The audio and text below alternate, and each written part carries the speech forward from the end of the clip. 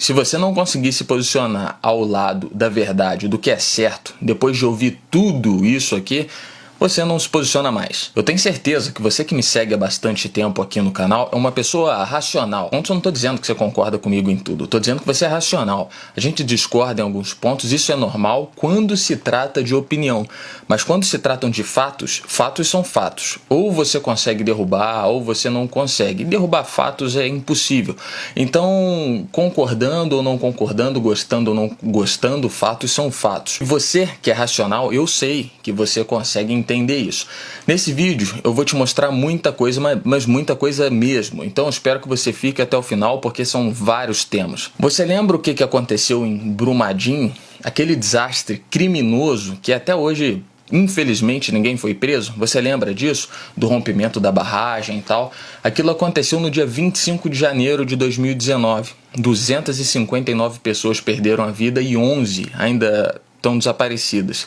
Era o início do mandato do Bolsonaro e o cara que eu votei tinha acabado de assumir o poder. Era o início de tudo. Eu vou colocar um vídeo aqui, eu vou dar alguns cortes nele porque é um vídeo muito longo, um vídeo de 3 minutos, então eu vou cortar e reduzir ele aí para 10, 15 segundos, só para você pegar o objetivo do negócio. Logo no início da tarde tivemos essa trágica notícia, o rompimento da barragem de Regês de Brumadinho.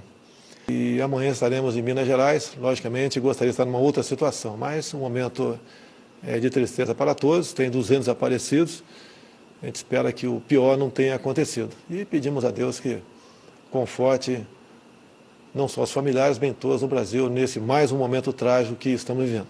O tom da fala dele, o semblante triste, e no dia seguinte ele foi até Brumadinho, ele sobrevoou a área, ele estava lá no helicóptero e tal. O que um presidente de um país tem que fazer, e ele assumiu esse papel.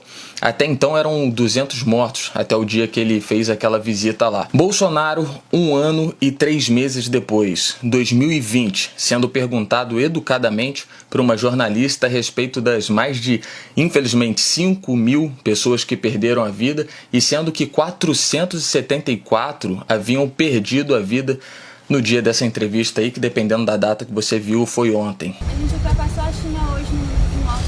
O quê? A gente ultrapassou o número de mortos da China hoje. O Brasil, E daí? não vai. Lamento. Quer que faça o quê? Eu sou Messias, mas não faço milagre. E daí? Lamento. O vídeo, é claro, ele fala por si só. É uma outra pessoa. O que você iria falar se fosse o Haddad fazendo um comentário desse? Imagina se fosse o Lula fazendo um comentário desse. E os números, infelizmente, só aumentam. A verdade sobre o vírus está se impondo, infelizmente. E ao invés do presidente estar indo em Manaus fazer visita, eu já falei sobre isso, indo em hospitais de campanha para ver como é que tá, assim como ele fez em Brumadinho, aquela postura lá, o país no meio de um caos. E nesse dia, na parte do dia, Bolsonaro estava num stand de tiro, rindo, falando dos acertos dele, ele vivendo num mundo paralelo. Eu tô falando sobre fatos aqui. Agora vamos continuar mudando o tema agora. Você viu o vídeo que eu fiz falando sobre o fatiamento do governo? Dá uma olhada nesse vídeo aí do candidato à presidência que eu votei. Nenhum presidente é maior do que o seu ministério.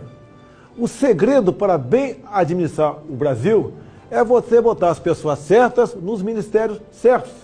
O que vem sendo feito ao longo dos últimos anos?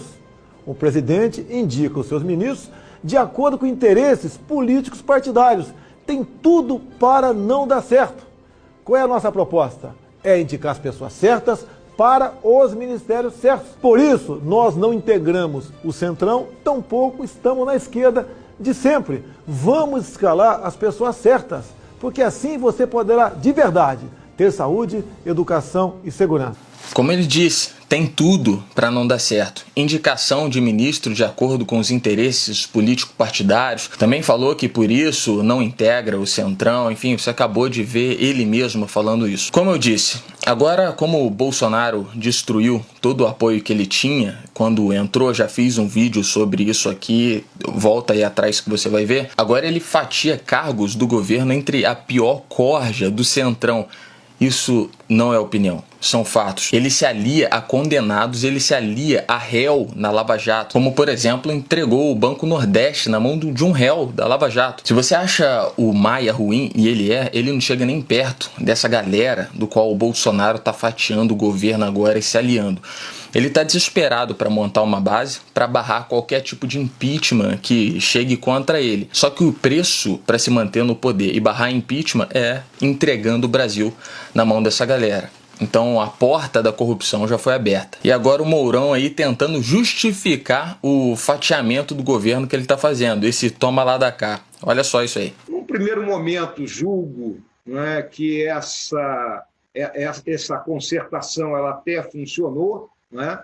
Mas a partir ali do final do ano passado, não é, e do começo desse ano, com essa situação do coronavírus, não é, obrigou o presidente a buscar uma nova forma de diálogo com o Congresso, buscando efetivamente, como outros presidentes tiveram que fazer, né, uma aproximação mais, né, digamos assim, mais cerrada, né, junto aos partidos políticos, de um modo que ele construa uma base, né, que lhe dê uma certa estabilidade para tentar aprovar aquilo que nós julgamos necessário. Ele não acha palavras, ele fica constrangido. Agora o Bolsonaro de 2018. Eu duvido que eu sentado na cadeira presidencial vai aparecer o senhor Renan Calheiros lá e falar: eu quero o Banco do Nordeste para mim. Eu duvido que isso venha acontecer. A forma de fazer política, como foi feita até o momento. E toda a imprensa pergunta para mim: como você vai governar se eu tomar lá da cá? Eu devolveria a pergunta a vocês. Existe outra forma de governar ou é só essa? Se é só essa, eu tô fora. E sobre o que ele fala naquele vídeo que eu coloquei, sobre indicar as pessoas certas e os ministros certos sem interesse político partidário, ele ia colocar como ministro da Justiça agora o Jorge Oliveira, que tirou a OAB em 2013 e atuou em 10 processos só em toda a vida, ou seja, não tem competência nenhuma. E o critério seria por ser amigo da família, então o critério técnico acabou, né? E também foi padrinho do casamento do Eduardo. Aí depois de muita crítica, o pessoal batendo, vazou as fotos aí desse cara que iria assumir o Ministério da Justiça, aí foi aconselhado a voltar atrás. Aí quem que ele colocou? Ele colocou como ministro da Justiça o André Mendonça. Agora presta atenção, não sai desse vídeo de jeito nenhum. Colocou como ministro da Justiça o André Mendonça, que nem na AGU ele deveria ter entrado. Presta atenção. Ele é amigo do Dias Toffoli. Você gosta do Toffoli? Quando o Toffoli era advogado-geral do governo Lula, lá atrás, Toffoli deu uma diretoria para o André Mendonça na AGU, amigos de muito tempo. Governo Lula. Ele recentemente também fez um livro em homenagem a um amigão dele, Toffoli. Você lembra daquele absurdo onde o Dias Toffoli censurou a revista Cruzoé? É aquele negócio inconstitucional.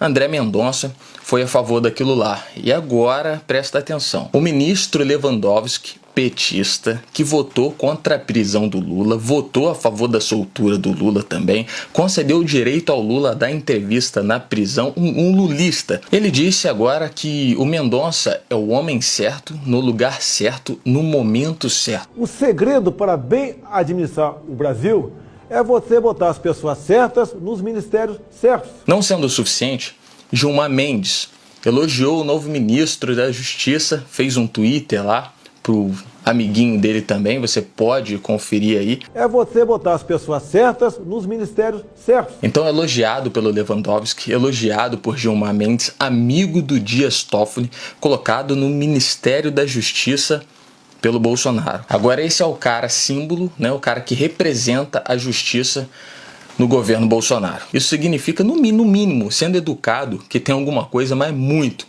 errada. Presta atenção, você não gosta do Toffoli, você não gosta do Gilmar, você faz ataques ao STF com frequência, porque eles se comportam como se fossem deuses, então tem razão, mas não percebe que amigo desses caras, gente do sistema, foi colocada na AGU e agora no Ministério da Justiça por Bolsonaro. E ainda tem o da PGR, o Augusto Aras, que deu festa pro Dirceu, um petista também. Agora mudando de assunto mais uma vez, voltando pro Bolsonaro 2018. fiz um compromisso com ele, porque ele abriu mão de 22 anos de magistratura.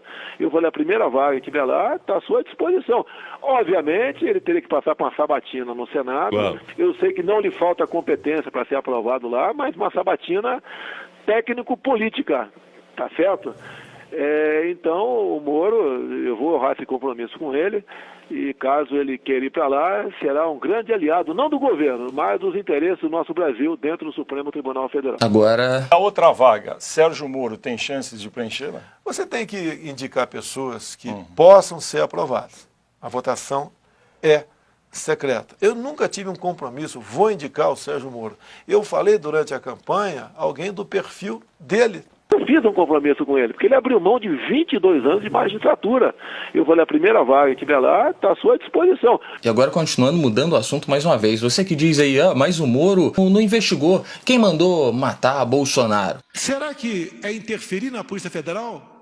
Quase que exigir, implorar Sérgio Moro que apure quem mandou matar Jair Bolsonaro? Quando Adélio foi considerado inimputável pela Justiça Federal, considerado um louco que ele não é, isso é fato, a defesa do Bolsonaro não recorreu. Exatamente, a defesa não recorreu. E ainda teve o lance também da busca e apreensão no escritório do advogado do Adélio, o Zanoni. Aí apreenderam um monte de material ali. E em outubro do ano passado, o TRF1 votou a favor do envio ao STF da ação que discutia se era legal essa busca que fizeram no escritório do advogado, se era legal continuar com essas investigações aí. O que aconteceu? Foi feito um pedido de vista e o processo parou. Isso impossibilitou a Polícia Federal de trabalhar, de analisar o material. Eles foram impossibilitados de continuar, barrado pela Justiça. Aí em março agora de 2020, que foi para o STF, e o STF vai decidir a respeito dessa quebra de sigilo. Eu sei que você não sabia disso, mas o Bolsonaro sabia, e ele mentiu no discurso do mesmo jeito, de propósito. Ele sabia, porque os advogados dele que estavam no negócio, maior interessado sobre isso é ele. Ele sabia e mesmo assim disse isso. Ele apelou para a vitimização. Na verdade, ele fez isso o discurso inteiro. Ele falou que desligou o aquecedor da piscina, né, para mostrar que ele é um ótimo gestor, porque ele falou de vários assuntos ao mesmo tempo. Isso é obrigação. Desliguei o aquecedor da piscina olímpica do Alvorada. Mas a energia da piscina é solar e não é elétrica. Então como é que ele desligou para economizar? Então ele mentiu. Antes do pronunciamento do Moro, o Bolsonaro nas redes sociais dele postou lá a assinatura do Moro, né, com o documento do Valeixo e tal. O Moro não assinou nada, disse que não assinou. Falsificação de assinatura, um crime. E depois que foi desmentido pelo Moro, passou um tempinho, repostou o documento sem assinatura do Moro. Então provou que foi mentira. Pra gente finalizar aqui, só mais outra informação, o Maia e o Lula, há poucos dias atrás, eles estavam armando impeachment, choveu de impeachment em cima do Bolsonaro. Só voltar poucos dias atrás, antes do Moro sair. E o que acontece agora, logo depois da saída do Moro? O impeachment do Bolsonaro já não é tão mais urgente para o PT como era dias atrás, assim como não é tão urgente por Maia mais. Agora a meta do Lula é destruir o Moro para que o nome dele diminua até 2022, caso ele venha candidato. Moro em 2022 preocupa Lula, preocupa Maia e preocupa Bolsonaro. Agora os aliados de Maia, os aliados de Bolsonaro estão costurando uma trégua ali no momento para combater o inimigo que eles têm, todos eles ali têm em comum agora, que é o Moro. Não dá mais para você defender o indefensável. Aliança com o Centrão, fatiamento de cargos para o Centrão, nomeação de petista e amigo de Dias Toffoli, Gilmar Mendes, etc. Aparelhamento das instituições virou um projeto de poder. Não é um cara contra o sistema, é um cara que eu depositei a minha confiança, defendi para milhões de pessoas, milhões assistiram, briguei com amigos por conta disso, para que ele se tornasse o sistema. Concluindo, Bolsonaro 2020, pelo desespero que se encontra, vem mentindo compulsivamente.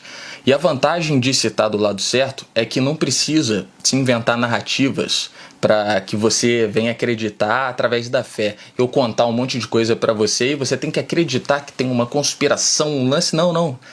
Quando você está do lado da verdade, se apresentam fatos. Fatos, olha, está acontecendo isso aqui, está fatiando isso, fatos. Isso você vê, é visível. O Bolsonaro, num dia, ele diz uma coisa, no outro ele faz uma outra completamente diferente. Então é um governo que está se mantendo à base de narrativas. Para a população ele diz aquilo que agrada. Na prática ele faz outra completamente diferente. E aí vocês perguntam, mas não entendi o título, Bolsonaro estava certo? Ele estava certo em 2018. Estava certo nas promessas de campanha. Agora esse cara que está aí em 2020, eu não tenho a mínima ideia de quem seja. A gente ultrapassou a China hoje no número de mortes. O quê? A gente ultrapassou o número de mortes da China hoje. O Brasil E daí? não vai... Lamento. Quer que faça o quê? Eu sou Messias, mas não faço milagre.